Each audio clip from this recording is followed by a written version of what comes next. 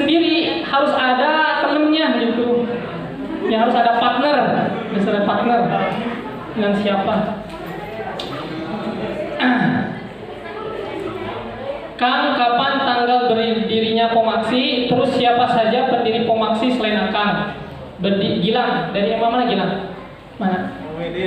Al-Muwahhidin. Pomaksi berdiri pada tanggal 12 November 2014 di Kiara Payung, Sumedang, pada acara Jambore OSIS Madrasah Aliyah Nasional. Kebetulan Akang koordinatornya, jadi Akang bentuk itu. Selain Akang ada Kang Hikmat ya, Kang Herdi, Kang Asep gitu ya. Tapi yang paling vokal gitu ke Pomaksi Akang gitu ya, paling greget lah. Kenapa ya? Karena cinta itu loh, gimana sih? Cinta meluluhkan semuanya. Ya itulah. Serius. Coba 7 tahun gitu ya. Dengan dinamika di Pomaksi itu kan luar biasa. Pusat, sub, purna gitu ya. Termasuk ada yang hack Facebook, ada yang banyak lah. Suka duka di Pomaksi itu luar biasa. Termasuk ya nantilah jika ada pertanyaan, nantilah dijelaskan. Ya seperti itu kan. Kemudian bagaimana sih Kang cara menguasai ilmu yang akan kuasai sekarang? Ar-Rahmah Ruhyan Gusnaldi. Cara menguasai ilmu menurut Akang, pertama belajar di waktu-waktu tertentu, terutama ketika waktu-waktu sebelum subuh gitu ya. Itulah waktu yang paling baik menurut Akang belajar itu. Akang juga sering belajar di waktu-waktu 3:30 gitu ya, malah 1:30 kadang atau 1:30 gitu ya. Jadi waktu-waktu yang orang tidur gitu. Orang tidur kita bangun, orang bangun kita gitu. Orang bangun ya kita sambil tiduran padahal kita sedang murojaah gitu. Bagaimana cara jadi smart leader? Ini bukan smart leader sih sebenarnya, sebenarnya bagaimana kita bisa menguasai ilmu pengetahuan lah seperti itu. Kalau smart leader ya contohnya Nabi Muhammad gitu ya. Seperti itu. Jadi kalau menurut Akang, pertama cintai apa yang perlu kalian cintai. Karena dengan cinta apapun bisa menjadi hal yang bisa dikorbankan. Bukan artinya gini, karena setiap segala sesuatu itu ya perlu cinta. Karena dengan cinta itu kita bisa mengorbankan apa yang kita tidak bisa menjadi bisa gitu. Yang kita tidak sanggup mempelajari kimia, ketika kita mencoba mencintai kimia, ya apapun untuk kimia itu. Kalau kalian di dalam otak kalian itu sudah baik, saya pengen kuliah nanti, ya pasti akan kuliah kamu akan. Kenapa? Ya dengan didasari dengan pemikiran, kemudian kalian ucapkan ya, sharingkan dengan orang-orang, kemudian setelah sharingkan akan bergerak gitu ya. Kita akan bergerak kemana habis sekolah misalnya, kuliah gitu. Banyak belajar dan diawali dengan cinta. Kata Imam Al-Ghazali mengatakan mahabbah itu penting. Imam Al-Ghazali ya di kitab Ihya Ulumuddin. Jadi dengan mahabbah kita bisa menguasai ilmu pengetahuan. Kemudian dari Saifullah, organisasi apa aja yang akan pernah ikuti?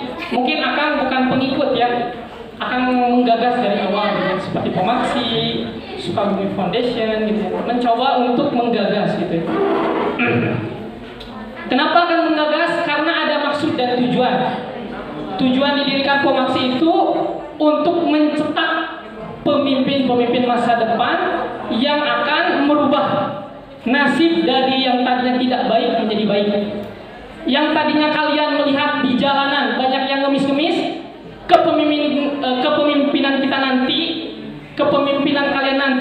2000 sekian, jangan ada yang ngemis di jalan gitu. Jadi ada prinsip moral, ada prinsip yang harus kita ubah dari kondisi di lingkungan gitu. Coba kita belajar itu untuk apa? Ketika kita belajar, ketika kita melihat orang-orang yang mengemis, orang-orang yang belum makan, apa gitu simpati kita? Kenapa kita belajar tapi tidak pernah peduli terhadap hal-hal seperti itu? Ngapain sekolah? Nah itu. Kemudian dari Iman Gustian, bagaimana supaya bisa yakin dalam mengambil keputusan?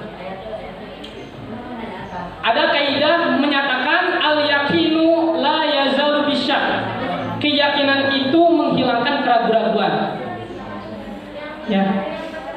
Maka kalian selaku yang menjadi pemimpin, artinya untuk diri kalian sendiri harus yakin bahwa keputusan yang kalian ambil itu adalah benar gitu ya. Ketika kalian sekarang melaksanakan musuh datang ke MA ke sini dengan rasa yakin akan ada orang di sini, pasti terjadi gitu, ada orang gitu ya. Kecuali kalian dulu tidak yakin tentang kegiatan Komaksisu Cibadak, tidak akan pernah kalian ada di sini gitu. Tapi keyakinan itu harus. Selanjutnya akan membentuk banyak organisasi ya, sebelum nanti ke pertanyaan.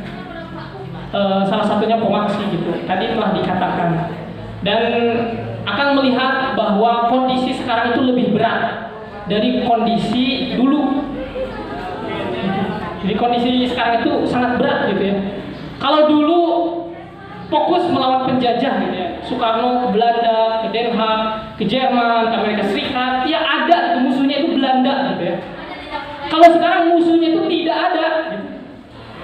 Tidak ada, yang melainkan musuh kita itu ya diri kita sendiri, ketakutan, kemalasan, ketidakberdayaan gitu. Ya itu musuhnya itu ada di diri kita sendiri. Malah kita diadu domba dengan sesama kita gitu ya, sekarang itu. Ya itulah fenomenanya. Jadi dengan diri kita sendiri. Itu yang paling susah gitu. Kata Bung Karno, masa Anda ke depan akan lebih susah dari masa-masa sekarang saya ya. Dalam hal ini Soekarno kan. Jadi sekarang itu lebih susah gitu. Udah ini yang smart leader udah ya. Bagaimana cara agar mahir dalam berbicara bahasa Arab?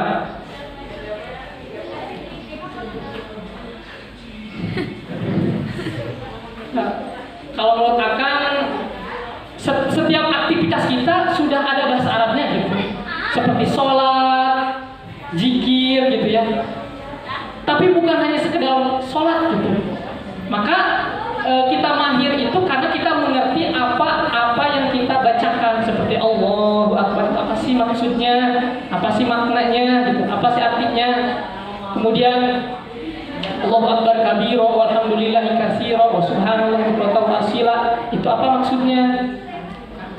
Ini sesungguhnya aku wajjahtu wajhiya lillahi, ini wajjahtu wajhiya lillahi fataras samawati wal ardi hanifan muslima wa ma ana minal musyrikin.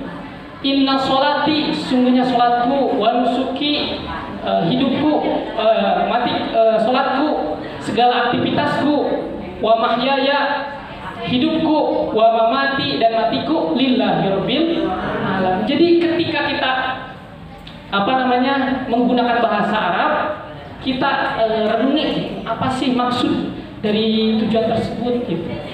Jangan asal-asalan gitu, sehingga memunculkan nanti ternyata Al-Quran itu sumber dari bahasa Arab gitu. Jadi dari seninya, dari interaksinya gitu ya. Jadi maka banyak membaca Al-Quran. Setelah kita menyukai membaca bacaan di dalam sholat, kemudian dengan hal itu mewujud dalam baca Al-Quran gitu. Sehingga mahir. Coba saja banyak membaca Al-Quran, kemudian berlatih makhorijul huruf gitu. kesulitan apa saja yang akan merasakan ketika akan mendirikan Pomaksi, dan kenapa akan ingin mendirikan Pomaksi, dan apa yang membuat akan ingin mendirikan Pomaksi, apa yang menjadi semangatnya. Tadi sudah dijelaskan ya.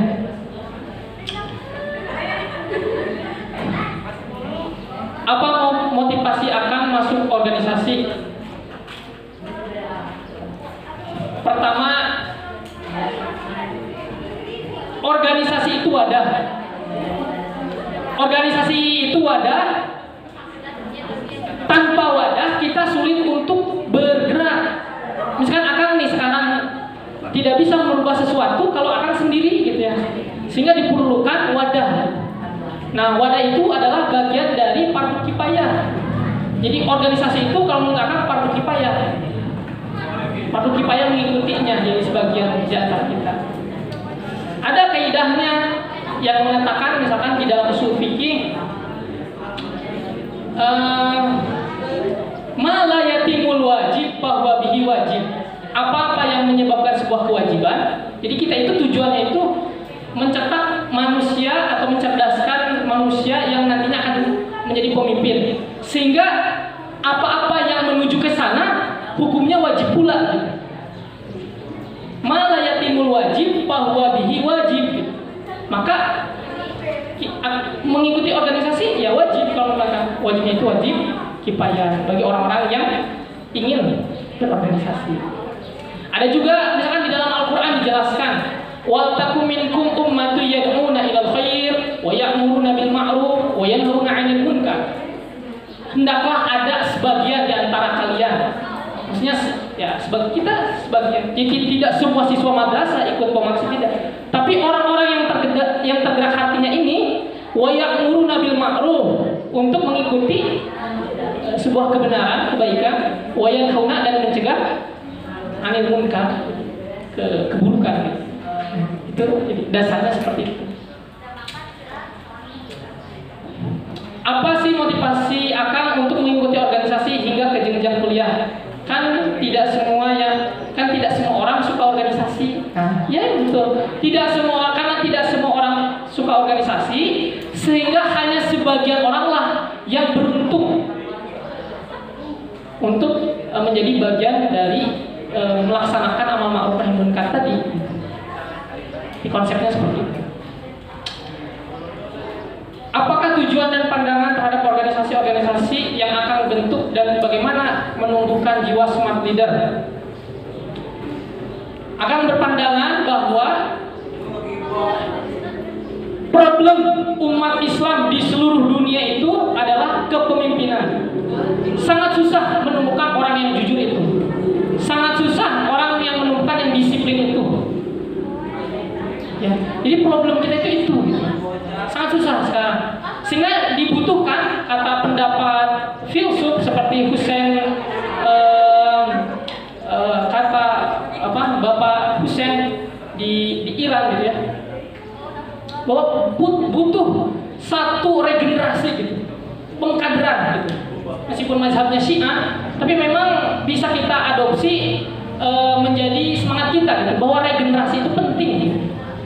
Maka di Syiah itu ada disebut wilayatul faqih di Iran Syiah.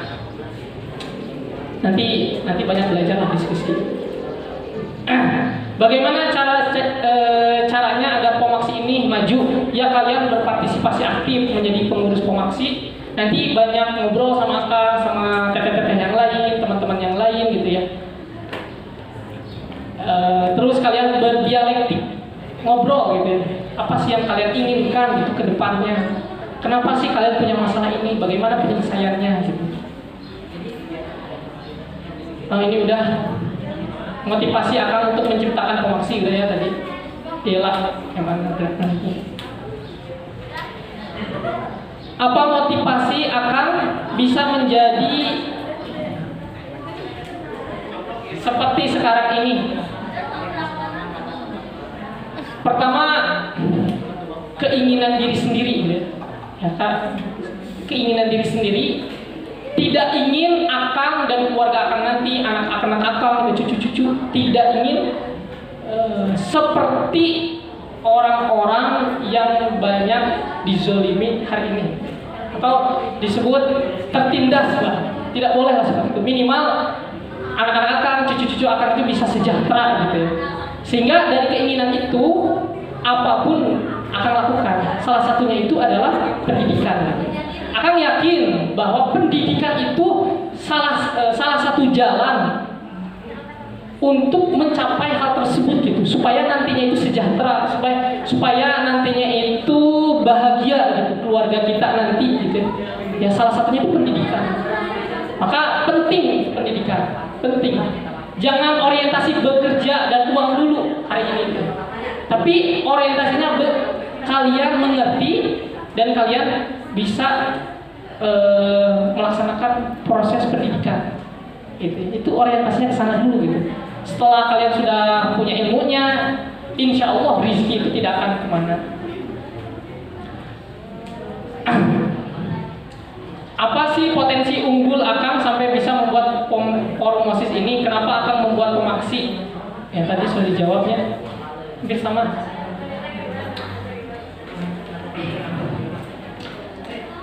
Pengorbanan apa saja yang Akang sudah lakukan di pemaksi? Wah, ini bagus. Risma. Dari mulai finansial, dari harta. Akang dulu di Gema 1 ya. Perlu kalian ketahui di Gema 1 itu memerlukan biaya 5.500.000 dalam satu malam gitu. Karena kita kontrak dengan Yon Armet di Cikembar. Kemudian telah disepakati 5.500.000. Sedangkan saat itu belum ada peserta yang bayar dan kita pun tidak punya uang gitu. Sehingga Akang punya tabungan gitu, di sekolah karena Akang suka nabung gitu. Udah di sebagian diserahkan 2 juta sekian gitu, 2.500.000. Untuk lebihnya itu nanti uang peserta gitu. Sehingga lunaslah ke Yon Ahmed. Jadi memang dari pikiran, tenaga, harta juga. Gitu. Jadi pengorbanannya seperti itu. Bagaimana cara menumbuhkan jiwa yang berkarakter dan melatih kepercayaan diri di hadapan umum? Bagaimana cara menumbuhkan jiwa yang berkarakter? Kalau menurut Akang, perlu pendidikan karakter ya. Jadi apa ya? Jiwa yang berkarakter itu perlu dengan pendidikan berkarakter gitu. Seperti misalkan kalian ingin jujur, ya perlu pendidikan dulu, jujur, kemudian kalian latih lah. Emang susah sih. Sejauh ini yang akan tahu tentang karakter itu masih abstrak gitu ya, masih sangat susah didefinisikan. Akan pengen tanya satu orang di antara kalian, siapa yang berani? Apa yang dimaksud karakter? Apa, ada yang tahu? Atau yang lima akhlak, karakter, tabiat apa? Ada yang tahu nggak? Ada yang tahu? Ada yang tahu nggak? Kang siapa? Apa yang dimaksud dengan akhlak? Kan ada banyak orang yang sering mengucapkan akhlak gitu. Kita harus berakhlak. Apa sih akhlak itu? Apa sih karakter itu? Nggak tahu? Memang agak susah gitu ya didefinisikannya gitu, agak susah, dan setahu Akang sampai dengan saat ini pun sangat susah gitu karakter itu apa. Intinya itu adalah kalau menurut Akang fastabiqul khairat ya, berlomba-lomba dalam kebaikan gitu. Di saat kita berbuat baik lah, itulah akhlak kita. Di saat kita jujur, setia, berani, disiplin gitu. Ya. Kemudian bisa belajar dengan baik gitu ya. Ya itulah karakter. Tapi menurut menurut Imam Al-Ghazali, misalkan dikatakan dalam kitab Ihya Ulumuddin, ada yang disebut dengan akhlak. Akhlak itu disebutnya dengan tabiat, ibaratun an hayatin rasifatun ila af'alin fi sudurin waruyatin. Jadi sebuah perilaku yang dilakukan secara terus menerus setiap hari, dan itu dilakukannya itu secara tidak ya secara otomatis gitu. Tidak sadar. Ya secara tidak sadar. Nah, itulah disebut karakter. Kalau kita karakternya itu bangun siang, ya emang karakternya gitu. Itu disebut dengan akhlak. Kalau kita sering mencuri, nah emang pencuri gitu. Karakternya gitu. Maka sekarang yang ada di dalam dirinya sebuah keburukan dirubah coba ke hal-hal yang baik gitu. Yang tadinya terlalu banyak main HP misal, itu sebuah karakter juga dirubah coba. Ya. Sebelumnya ada yang mau bertanya nggak? Saya langsung. Ada? Salah.